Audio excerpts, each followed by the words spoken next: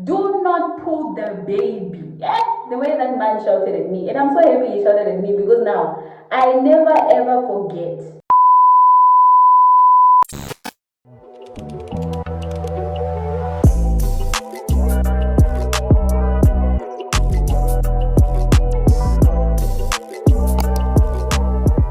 Hey guys, welcome back to my channel, baby. If you're a returning subscriber, then you already know the vibes. But if this is your first time seeing my face, hi, my name is Kimberly.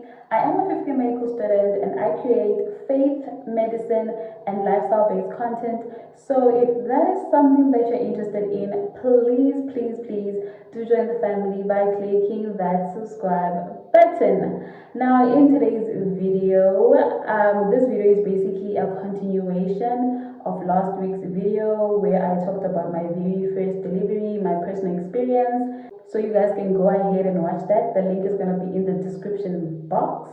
In this video, I'm going to be giving you guys tips that you can use, the step-by-step guide on how you can survive your first day in the labor ward as a medical student. Number one, know what you're expected to do. It's very important for you before you even go and book a delivery and tell the midwife that, okay, this is my delivery. Because if you tell her, this is my delivery, she or he knows what you are supposed to do. But if you don't know what your role is as a medical student who is doing a delivery, you need to know that you're not the lead in that delivery. You need to know that you are still under the midwife or the nurse that's in charge. Know exactly what they expect you to do. Do they expect you to, if it's checking the blood pressure of the mother and recording the fetal heart rate? At our school, as a medical student, when you are doing your delivery, everything that has to do with that patient is your responsibility. We're talking blood pressure, you are responsible for monitoring it. The fetal heart rate, you are responsible for monitoring it. Checking how dilated she is, it is your responsibility to know how many centimeters your patient is dilated. And if you can't check or you've never checked, you go and ask the midwife and tell her that, okay, the woman says she's feeling a lot of pain. Can you please come and check how many centimeters she's dilated, because I've never checked before. You need to know what your role is in the delivery room as a medical student, because once you know what your role is, then you know exactly what you're supposed to do and you know what is expected of you. Number two is respect your nurses and midwives. This goes to each and every department that you're going to work in. Whether you're a medical student, whether you are a medical doctor, whether you are an intern, do not look down on your nurses. That is the mistake that many doctors, interns, medical students tend to make. They tend to look down on the nurses, they tend to look down on the midwives, and I am saying, do not look down on the nurses, especially in the labor ward, especially in the delivery room. The delivery room is basically the midwife's office. In other words, they call the shots, meaning they are the bosses. That is their playground, that is their field of expertise. They are experts in that department. Don't go there and start wanting to feel yourself as if you are above the nurses because, oh, you are going to be a doctor. Many students have made that mistake of looking down on nurses and midwives, which does not make sense because there is a lot that these people have to offer. So you need to make sure that when you go into the labor ward, you understand where you stand in the hierarchy. The nurses are here and you are way below. Give them the respect that they deserve.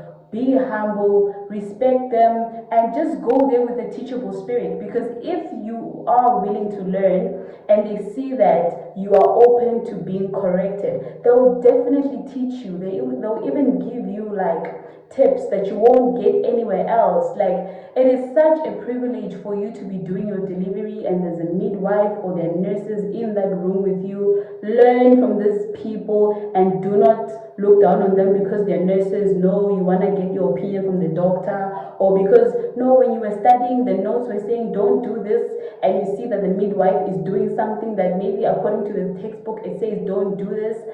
Follow what your midwife is instructing you. They have the practical experience, and there are certain situations in the labor ward where the things that you learned in the textbook and what you are facing there right now, it's not the same. And these people have that experience that is going to help you perform a successful delivery. Number 3, watch before you act.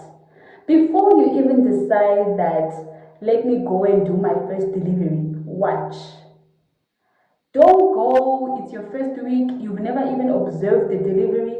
Maybe you've studied it in your book, you watched the YouTube video, but you've never seen it live, raw, just there. And then you want to go and do your first delivery. How? Watch, at least observe a minimum of 5 deliveries where you are seeing everything that is happening. You're seeing what's happening, you're seeing how they're treating the mother, you're seeing what they're doing with the baby. You need to at least see, watch, observe, and then you can perform your first delivery. At our school, according to our logbook, you are supposed to first observe 10 deliveries as a 4th-year medical student, and then after observing 10, then you can now do your 5 deliveries. So always observe before you do. Number 4, know the lingo. There is no way you want to go into the labor ward, you want to go into the delivery room, you are a fresh from the textbook, and you don't even know the lingo in the labor ward, but you want to do your first delivery. You don't even know what it means when they say cervical effacement. You don't even know what is APGAR. So know the lingo, know the terminologies that they use in the labor ward. Be familiar with the equipment that they use, because they can ask you, as a medical student, it's your delivery, the midwife can start asking you to, go get that. We're in the middle of an emergency here, and you don't even know what a forceps is. They're asking you for an artery forceps, you get something else. You need to know the common equipment that they're using in the labor ward, know the drugs, the common ones that they use in the labor ward, which is usually your oxytocin. Know that. They're asking you for oxytocin, you don't even know how it looks like, you don't even know what it is. So before you do your first delivery, familiarize yourself with the common terminologies and the common equipment that are used in the labor room. Don't just go there and you're completely clueless. They're asking you, did you check the baby's APGAR score? Sorry, sister, what is APGAR score? That is not the time for them to start teaching you. These are certain things that you need to know before you even enter the labor room and start delivering a baby. Number 5, the preparation before you go into the labor room. Number 1, which was very important, which is something that I embarrassed myself in front of the midwife, because can you tell me why I did not know how to wear gloves in a sterile manner? You don't just wear gloves, especially whenever you're doing like a sterile procedure. You don't just wear gloves, you're just touching it the wrong way. I thought it's just wearing gloves. No, there's a certain way that you wear gloves. And obviously as a fresher, you don't know that. So practice how to wear gloves in a sterile manner, practice how to wear gloves fast, and also revise the basic concept. Revise your what are the stages of labor? What do we mean by active labor? How do you support the perineum? What are the signs of uterus is contracted? Revise those basic things, because they will help you during the process of delivering the baby, because it's your patient, and the midwife and the nurses will probably come only when the baby is about to arrive. And mind you, if you know, labor can take as long as 8 hours to 20 hours. There are even people that have been in labor for 26 hours. So you need to understand what do we mean by active labor, what do we mean by crowning, what is crowning. You understand? You don't just go there, you're clueless. Then because the woman is screaming, you start calling the nurse. Nurse, the woman is in labor. Then like, okay, she's in labor. Yeah, we know she's in labor, but is it active labor? Now you don't know what is active labor because you did not revise your notes. So don't go there with being clueless. Know what active active labor is, know how many centimeters the cervix is supposed to be dilated in order for the baby to come out. A woman is 2 centimeters dilated, but you've already booked and prepared her, the legs are open. The baby is not going to come out if it's 2 centimeters dilated. These are things that you need to familiarize yourself before you enter the labor room. And part of the preparation that most students make a mistake. If you want to start your first delivery on a bad note with the nurses and the midwives, they'll even think that you're not serious and they won't take you serious at all.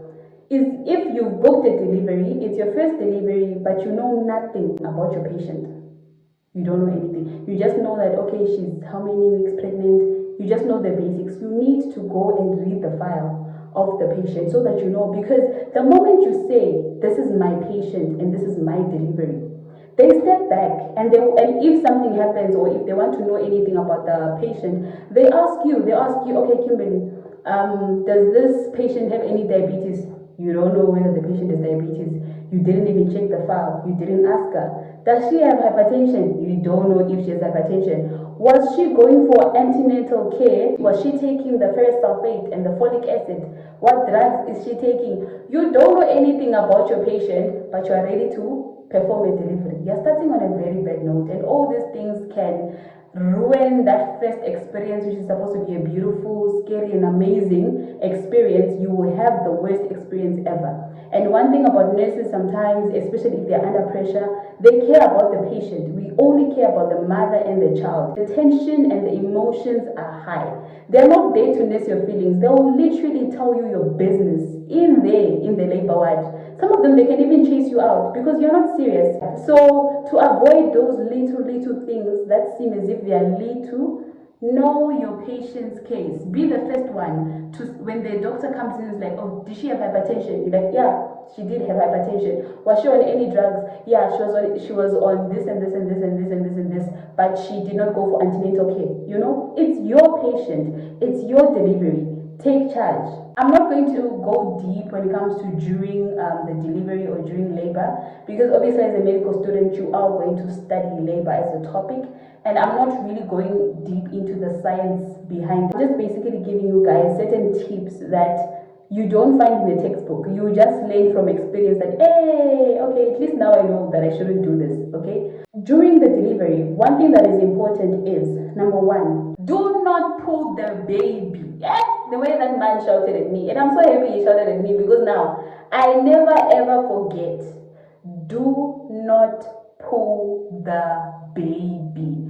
Even if you see the baby's head popping out of the vagina, don't go and hold the baby and pull. That's not delivery. You are not pulling the baby. Don't pull the baby, okay? Allow the woman to push. Let her contract. Once the head is out, and then you do the maneuvers to deliver the shoulders, usually the midwife comes in there to deliver the shoulders. The rest of the body of the baby is just going to it's going to slide out. It's going to just easily slide out once the shoulders are delivered.